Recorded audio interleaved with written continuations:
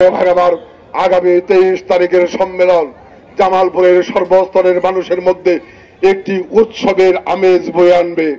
জামালপুরের জেলা বিএনপির নেতৃত্বে সর্বস্তরের নেতা কর্মী সেই দিন জামালপুরে শরীক হয়ে জামালপুরকে একটি আনন্দের নগরীতে পরিণত করবে।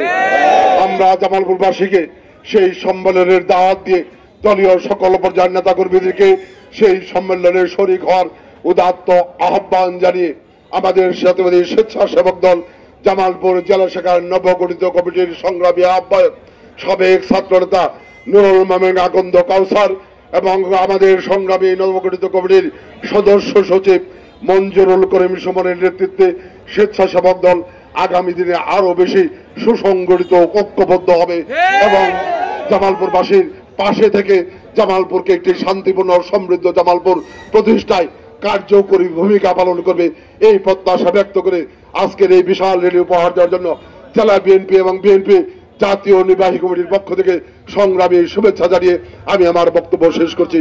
সবাইকে ধন্যবাদ। আল্লাহ আমাদের সকলের সহায়ক, সকলকে হেফাজত করুক। সকলকে ধন্যবাদ। আসসালামু আলাইকুম।